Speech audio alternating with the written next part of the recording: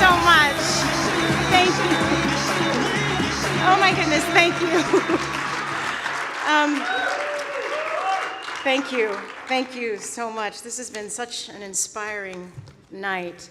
It's been a fabulous night, and it's been so inspiring. I'm overwhelmed, and you're all heroes, every single one of you, and that's going to take us a long way. All right, so I have some prepared remarks. I'm not like Chuck Schumer. I got some remarks. I have to read mine. There's that too, but I don't trust it. So, I mean, it's not you. It's just that I don't trust me to read it. So I'm reading this. Thank you so much for this incredible award. As an ardent supporter of the important work that HRC has done for many, many years, I just want to start off by acknowledging how far we have come. We've come so far during this time. Obviously, witnessing marriage equality being passed in 2015, I sang at the Supreme Court a couple of weeks ago, maybe 2 months ago, and I was able to say thank you.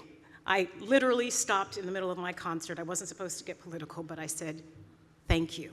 I said thank you to Ruth Bader Ginsburg and to Justice Kagan. I said on behalf of my friends, my family, our planet, thank you so much for making that dream come true. We've had other successes and victories. 10 years ago, when I attended the HRC Gala in San Francisco, there was no marriage equality throughout the land at that time. And I remember telling the attendees that night that people were always asking me at the time why I was being so vocal about it. You know, you're not gay, why are you raising your voice? What's that about? And I said, because, you know, the marriage equality it's a civil rights issue, and I am a beneficiary of the civil rights movement. So who am I not to then turn around and you know, support the rights of others? And I remember telling the attendees that night that I promised everyone in that room that I would not stop raising my voice. I would not shut up about any of it until we had marriage equality in the land. Until we get over the rainbow, I wasn't going to shut up. When everyone can get married, that's when I will shut up about this. That was my exact quote. No, I'm not very classy. That's not very classy, but you know, well. Anyway, so here we are. It's 2018. We have marriage equality. And yet, it doesn't feel as if we have traveled over the rainbow. For some reason, this country doesn't quite feel like the land we dreamed of once in a lullaby. I mean, why? We've got marriage equality. There are some, not enough, but some laws enacted to protect our LGBTQ family. And yet, the world does seem to be a hopeless jumble right now, doesn't it? We're all older, wiser. I'm a bit wider. I had a baby last year, you know. And our eyes are opened in ways that perhaps we didn't anticipate. Maybe a bit of complacency set in, maybe not, you know.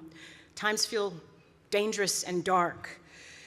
Times feel as though we have traveled to our own corners in despair, and at times it feels as though we are just holding on to our own causes, exhausted and fatigued by the daily onslaught of lies, of democracy being degraded and destroyed at every frickin' turn. It feels like with each passing day, another vulnerable group is being targeted. Muslims, refugees, dreamers, black people, brown people, poor people, women, our planet, our fricking planet. And of course,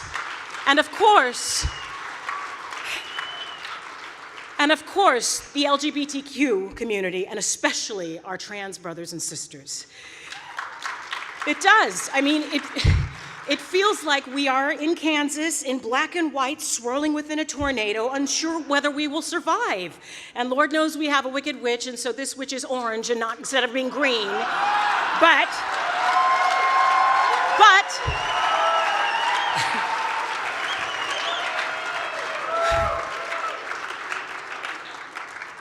where is our Glinda the Good Witch in her pink bubble, you know? Where are our red shoes? Where is hope? It's hard to hold on to hope, you know? Where is the hope? Where do we look for hope? And it's hard as a parent to keep it all together and stay strong for my girls. I remember during the election night, I was holding my newborn baby in one arm with my 16-year-old daughter, who's here in the audience tonight, along with my mom and very dear friends of mine at the table. Lying on the bed the night of the election, and as we realized what was happening, and as more fear and sadness crept into her voice with every question that Zoe would ask, how do we find hope? How do I give her hope as a parent? And all I could think of to say to her, and what I told her, was that we have to stay true to who we are, and we have to continue to help in whatever way we can, whoever we can. But what I have discovered in this past year, as I have watched our country teeter on the brink, I have watched my daughter blossom at the same time, and I realized that I don't have to worry about giving her hope. It is she and her generation that are not only giving me hope, they literally are hope.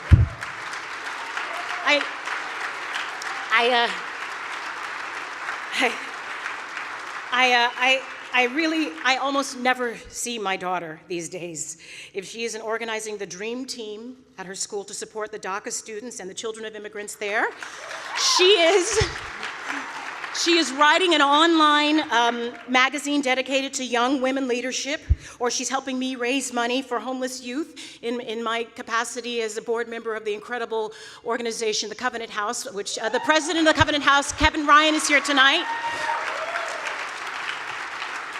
Or Zoe is off marching in the Women's March, proudly holding a Black Lives Matter sign while shouting, "Immigrants matter, Black Lives matter, this is what democracy looks like." Or she's standing outside a certain tower on Fifth Avenue protesting the repeal of DACA. You can't even see my daughter's wrist. She has so many bracelets supporting every cause that she can. And she is so passionate in her desire to rush out and defend and raise her voice and protect any group that needs it. And it's no wonder that so many kids, including her, dressed up as Wonder Woman for Halloween this past year.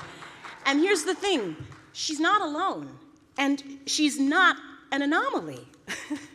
Page turn. I can't, oh, look, all right, oh, look. Okay, here comes a quote. Martin Luther King said, "Whatever affects one directly affects all indirectly. I can never be what I ought to be until you are what you ought to be." And Zoe and so many in her generation see this, and they understand it, as well as they understand their Instagram or their Snapchats, and you know, I've come to realize that. And they are walking the walk and living that idea as naturally as if it were embedded within the very marrow of their bones.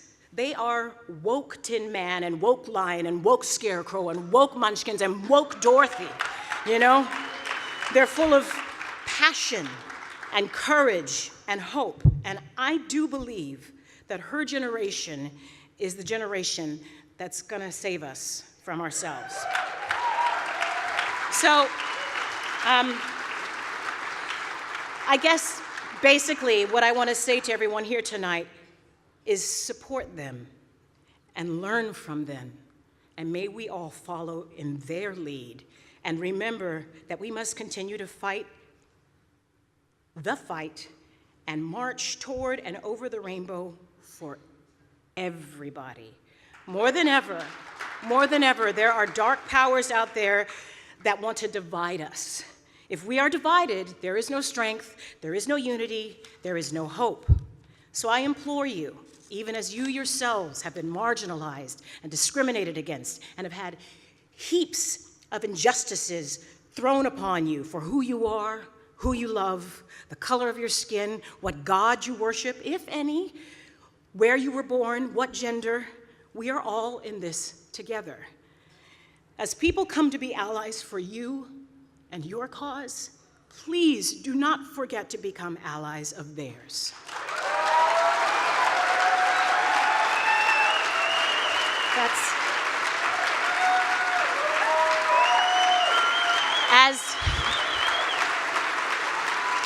I tell you, as they stand and fight for you, do the same for them. I had another quote I was going to read at this point. It was another MLK quote, but Kirsten Gillibrand read it, so. And it's a good one. But thank you, Google. During dinner,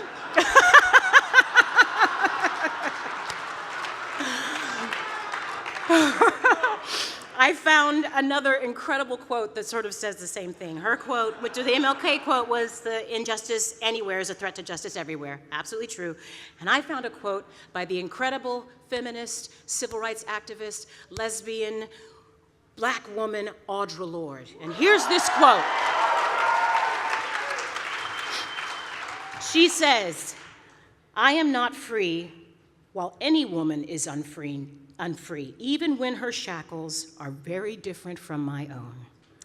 We have to stand up for everyone, everywhere. If we keep standing up and walking the walk with and for everyone, then we will have hope. And with that hope, we will get to and over the rainbow. Somewhere over the rainbow, bluebirds fly, birds fly over the rainbow. Why then, oh, why can't I? If happy little bluebirds fly beyond the rainbow," sing with me, "why, oh, why can't I?" We will get there. Thank you so very much.